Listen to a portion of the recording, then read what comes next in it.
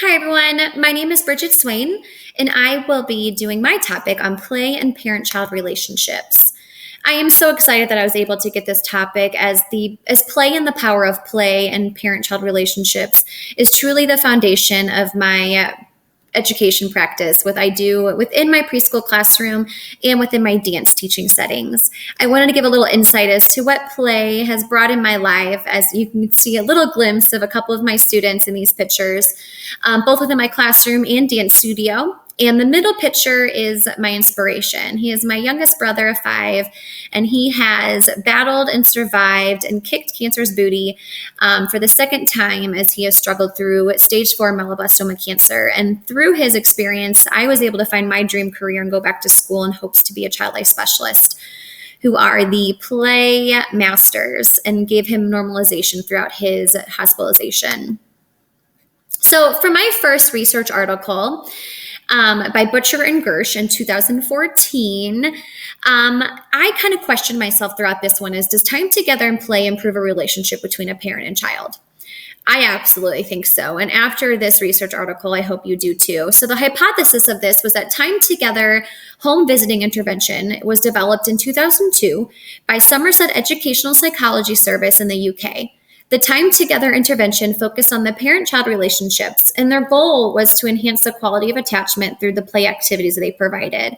This was a home-based intervention that used different play experiences to help better understand the parent and child relationship, to form that bond in hopes of finding it throughout those play opportunities that they provided. So throughout this, the participants that took place in this were 7 parents and their children. All the children were under the age of 5. And the parents had reached out to Time Together intervention because they were either feeling socially isolated or needed help in finding that bond with their child. The methodology behind this was that the 7 parents were randomly selected from a list of different parents that were in inquiries throughout the years with them. And once they agreed upon being a part of the study, they used a semi-structured recorded interview. And this was compiled of different questions for the parents that gave the interviewer a better understanding of what their life was like in their parent home. And through that interview, the 6 participants were female and 1 was male, and all of them were between the age of 26 and 35. And each of them had a child under the age of 5. And what I loved is that each family was given the support of an educational psychologist that came with the interviewer, that was done within their own home. So through this interview, they were able to get to know the parent, but also provide play activities where the psychologist was able to kind of give confidence to the parent in helping that bond form throughout the play activities. What I absolutely loved was that the interview that was done after the play interventions were completed, the results were very heartwarming, as it gave the parents kind of a notion of self, and it gave them the confidence that they needed and the reassurance that they were doing okay as parents. And what they strived for was to have that deeper connection, and now they were finding interventions and way to do so. And they also were able to play through the eyes of a child, which is the greatest gift. And they were able to see the stronger connections that were being made based off of the simple acts of playing together. It also taught them how to let the child take lead and to just play an imaginary fun. And I loved seeing that out of all of the 7 parents that used this, were able to find the real reason behind play within their child, and even just within their home in simplicity ways. So for my next research article, it kind of caused me to, my research question for this one was whether or not a child's positive emotion can be captured in research during a play interaction with their caregiver. So Bay, Rapetti, and Sperling in 2016, their research, with my hypothesis for this, was that it was inspired by the fact that there was little to no research on finding that child's expression of positive emotion in an uncontrolled setting of daily life with that parent and child relationship, but especially during the school age years. Most of these studies are done with preschool setting because they believe that's where play it truly is, but that's not always the right, it should be everywhere. It should be in all ages. And I'm hoping the trend of research continues to go forth as Bay, Rapetti, and Sperling did, in finding more school age play construct ways, because we're hoping to see that more even into the adults, because we need play too. So this study was taking a naturalistic approach while examining 3 different family behaviors. They wanted to look at positive emotion, touch, and play or leisure activity for children's ages 8 to 12 as they experience these emotions spontaneously. So for their participants, it was middle-class families in the greater Los Angeles area that were recruited for this study. It included 32 families with 2 cohabitating parents, both of whom were employed and were working at least 35 hours per week. And had 2 or 3 children living in the home. They had a target child they were looking for that was the age of 8 to 12. So even if the families had more than 2 or 3 children at different ages, they mainly wanted to focus on the one child between 8 and 12. And each family was also compensated $1,000 for doing this study, which was great. So the methodology for this were recordings were done of the 32 families within their homes and community life. And there was 2 weekend days and 2 weekdays. For the weekdays, they came before school hours in the morning and then repeated again at night. And then the weekend, they did a little bit of Saturday morning into the afternoon and then the full day Sunday. What was really great too is that throughout both recording sessions, the mother had a designated camera and so did the father, because they also wanted to research if there was a different positive correlation with play between the father and the mother. And that also gave them more sequences to catch as well. So they were able to get over 1,600 hours of video observation of every segment for each family. And at least 30 seconds of that targeted child were able to be selected and reviewed. And what was really neat is a trained team of master students are the ones that are actually decoding this research and then sending it off to the researchers to add their data analysis to these to get to the numbers. And what I thought was really cool is that there was over 15,000 clips of the targeted child expressing different displays of emotions through their experiences of play and positive emotion with that parent interaction. So the results of this study was that the average target child engaged in that play activity with the parent was in about 1/3 of all the clips, higher than solidarity play, which is awesome. But I would love to see more. I would love to see a higher number with that. I think, unfortunately, it's because there's just not enough time in the day. But it did show that there is a positive emotion connection between a parent and child engaging in activities together that is not just for the child, but it was also showing expression for the parent.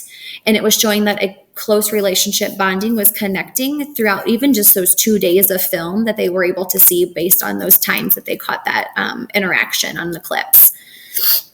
It also showed that when the child was showing a positive emotion, the parent was more willingly to engage in play with their child. Which, of course, because when our children are happy, we're happy, right? But I loved that this was able to correlate with daily life and kind of being able to see what happens when you come home from school or before you go to school and those interactions that took place and the positive correlation that came from them. So for my last article, I wanted to kind of look to see if any other socioeconomic factors interfered with the parents' value and importance of play with their child. So Smith, Stagnetti, Lewis, and Pepin in 2015, they did a study to find what the missing piece of research was for parents' views and attitudes toward their role as a parent and the view on that play between their child, but through the eyes of a poverty-stricken parent. So what did that look like and what did that mean? And did it have any interference? Wondering if there was any effect on the value of that play between a parent and child due to their poverty environment. So with this one, they had their participants were 13 mothers from a preschool, and they were actually chosen because they were within the 10th percentile of the lowest poverty-stricken families within this preschool setting. And they had an average between 27 and 44 years of age. 11 were married, 2 were within their second marriage, and 1 was currently separated. The methodology of this was it was a qualitative study that they did through semi-structured interviews, and then the data analysis was done. And it was, once again, pretty amazing to see what they were able to gather just through these interviews. And through that data emerged 2 themes, and that was parenting and play. Throughout those, majority of the mothers did not feel that the responsibility came upon themselves to offer play for their child, and that was done at school or with their siblings or by themselves. One of the quotes that really stuck out to me the most was one of the interview questions was asked, do you play pretend or dress up with your child? And not a single parent had said yes. And most even laughed about it, thinking it was a joke, saying that, no, that's what the kids do. They only said the only play that they see within their home, usually between a parent and child, is rough play, tumble play. And throughout the interview, they questioned these parents to reflect on a time when they did play with their children and what came of that. How did they feel? And the parents expressed that the child would show more affection towards their parent throughout that experience, that they gained something from it, whether it was happiness or finding joy in that time, de-stressing. And they also felt that they got a deeper connection with their child and that their child saw them on a different level, not just a want and a need, but fun. And all of them did view play as very important for the child development and providing happiness for the child, relieving stress for the parents, and giving an opportunity for them to create good memories. They just did not get the connection between what could happen between a parent and child. And I hope and believe that through that interview process and finding those results out, that they were able to walk away and have that take-home message of all the things that they knew and really could happen between their relationship with their child needed to happen on a weekly basis. And I think that article was kind of the best take-home message for me throughout all of these, because it made me think, why is play so important within the home for parent and children?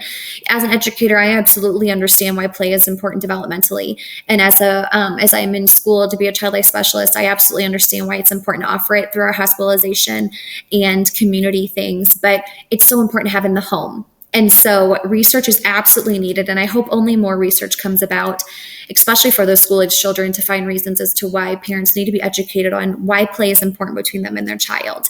I wanted to also end on one of my favorite quotes by Albert Einstein, is that play is the highest form of research, because play is an endless opportunity for not only children, but for adults to take a look of what's around us, put down the electronics, and just enjoy and find the fun again in the simple things.